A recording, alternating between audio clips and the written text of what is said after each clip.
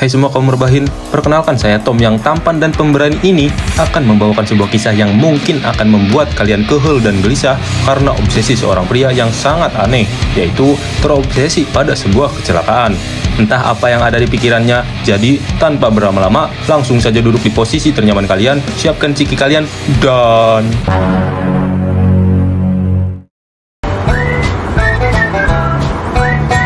Kisah berawal dari sebuah mobil yang dikendarai oleh sang suami bernama Josh, istri bernama Rachel, dan anak mereka yang bernama Max tengah menuju sebuah rumah baru dan sesampainya di tempat tujuan, mereka menjalani hari layaknya keluarga normal pada umumnya seperti beberes, nyuci, ngepel, makan, gibah, dan lain-lain. Thinking about turning the backyard into a little... We need to start limiting screen time. Singkat cerita malam pun tiba, dan Josh mendapat kode dari Rachel yang sudah araratel ingin ngabolehem bersama sang suami di rumah baru pun langsung menggasaknya saat itu juga. What? I like to see you so happy.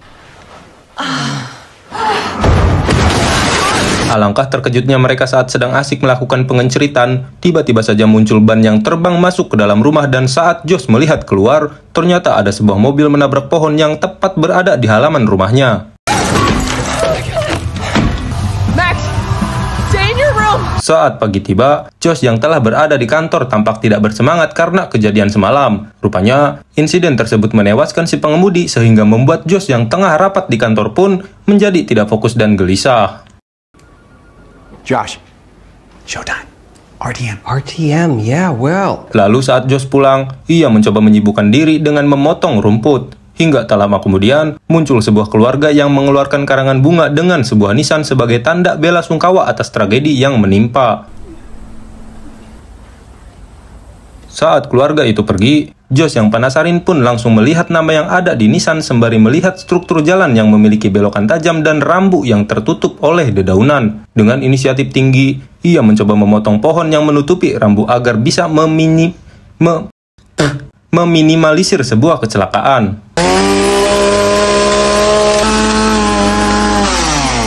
Pada suatu malam, nampak Josh tengah duduk sambil mengamati mobil-mobil yang lewat. Ia merasa sedikit lega karena hal kecil yang ia perbuat dapat mempermudah pengemudi yang lewat.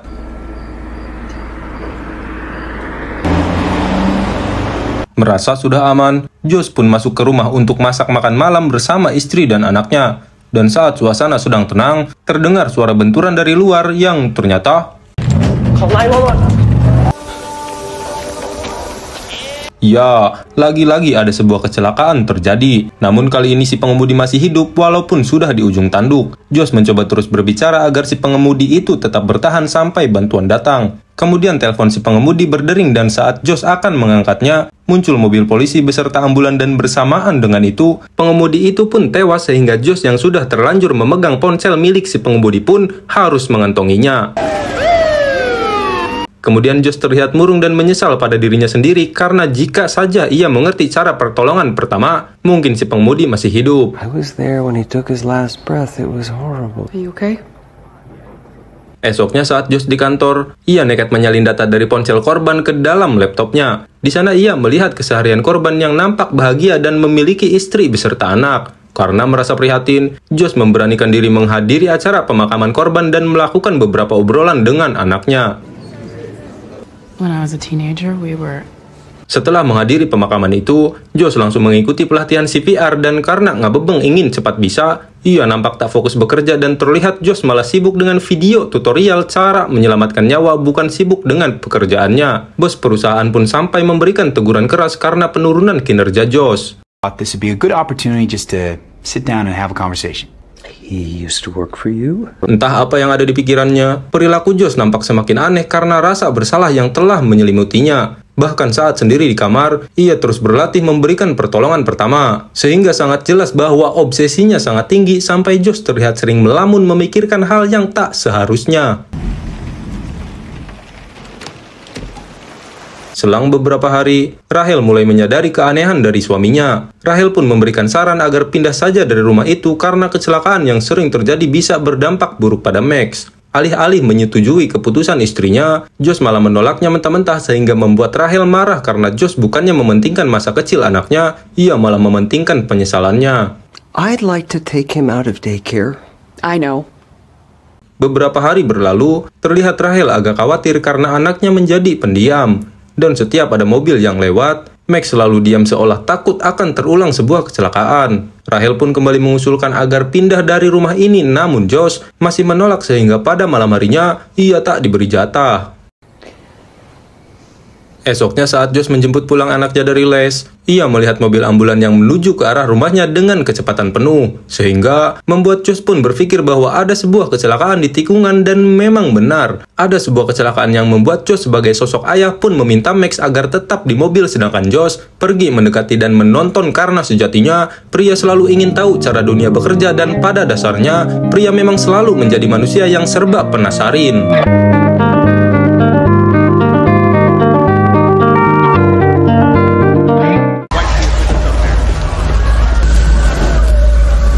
Kemudian Josh diwawancarai oleh wartawan dan kabar bahwa tempat tersebut sering terjadi kecelakaan pun langsung menyebar luas di kota dan sesaat setelah itu Josh pun kembali ke mobil namun ternyata pintu mobil sudah terbuka dan Max tak ada. Di saat yang bersamaan istrinya juga pulang dan langsung mencari keberadaan Max. Di sana Rahel marah karena Josh lalai membiarkan anaknya yang masih kecil melihat apa yang seharusnya tak ia lihat. Sehingga Rahel pun mempertemukan Josh pada seorang teman prianya yang berprofesikan psikiater.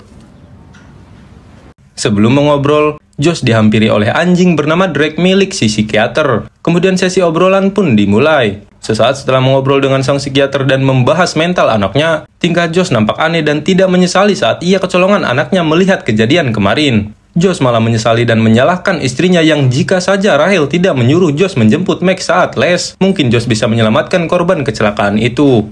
We've been having a lot of car accidents, but being adventurous, he wandered out. Singkat cerita, Josh pun tiba di rumah. Istrinya memutuskan untuk tidur bersama anaknya dan Josh tidur dimanapun asalkan tidak nimbrung bersama. Nampak sangat awut-awutan hidup Josh, namun ia tak menyadarinya karena yang ada di dalam pikirannya hanyalah obsesi untuk bisa menyelamatkan nyawa korban kecelakaan. Esoknya saat di kantor, Josh mendapat kabar pemecatan dirinya sehingga ia pun ngehulang santer di mobil tanpa memberikan kabar pemecatan itu kepada istrinya. I am VP of Sales, so when we lose... Saat di rumah, ia mencoba menenangkan pikirannya dengan bermain bersama Max. Namun Josh melihat mainan mobil-mobilan anaknya yang seolah mereka ulang adegan kecelakaan yang sering terjadi. Sehingga makin jadilah pikiran si Josh ini untuk membuktikan kepada anaknya bahwa ia bisa menjadi seorang penyelamat. Namun karena kecelakaan akhir-akhir ini sudah jarang terjadi, Josh pun dengan otak rusaknya mencoba untuk membuat potensi kecelakaan dengan menaruh tong sampah di pinggir jalan agar si pengemudi teralihkan pandangannya dan terjadilah sebuah kecelakaan. Setelah menjalankan rencana, Josh pun pergi ke kamar dan berharap kecelakaan datang dan menjadi pahlawan. Tetapi sampai pagi tiba, kecelakaan tak kunjung terjadi sehingga Josh mengambil tong sampahnya dan seolah-olah akan pergi bekerja. Hop in, I got this. Saat istrinya pergi kerja, Josh pun kembali ke kamar untuk mengasah skillnya melakukan pertolongan pertama. Setelah merasa skillnya cukup mumpuni, ia langsung memantau jalanan dan berharap ada sebuah kecelakaan. Tak berselang lama, muncul sepasang suami istri yang datang untuk membeli rumah itu. Ternyata Rahel memposting rumahnya di marketplace agar mereka bisa pindah. Namun karena Josh sudah ngebebeng dengan obsesinya, ia pun berkata bahwa rumah tersebut sudah deal dengan calon pembeli lain.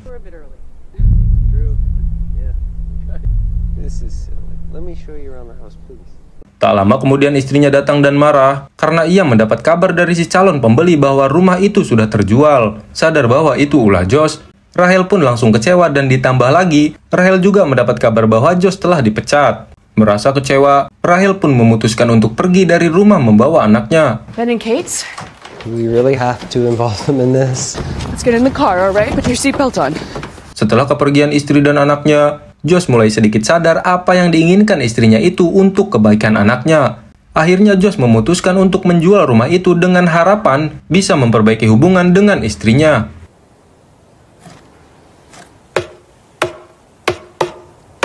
Singkat cerita, rumah pun sold out. Josh dengan sumringah langsung video call dengan Max. Di sana Max meminta peliharaan anjing yang mirip seperti Drake. Tak lama, Rahel muncul dan langsung beralasan untuk mengakhiri video call tersebut. Terlihat Rahel menggunakan baju dinas dan Josh sadar tembok yang ia lihat dari layar ternyata menunjukkan istrinya ada di rumah sang psikiater yang pernah ia temui.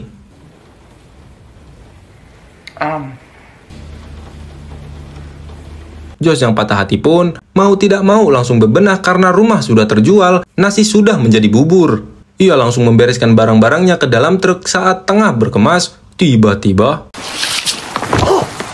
ya, Josh pun terjatuh karena jalannya licin tergenang air, sehingga ia terpikirkan sebuah ide terakhir, yaitu dengan membasahi jalan aspal dan berharap ada sebuah kecelakaan.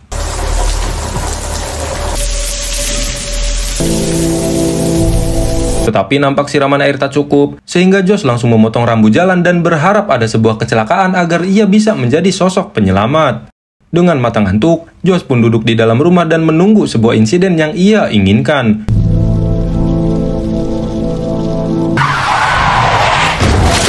Akhirnya yang ditunggu-tunggu telah tiba. Josh pun langsung menghampiri kecelakaan dan tak lama, ada sebuah bus yang membawa rombongan anak muda berhenti karena dimintai tolong oleh Josh. Dengan kepercayaan diri sambil direkam oleh beberapa pemuda, Josh mulai praktek yang telah ia pelajari selama ini dan...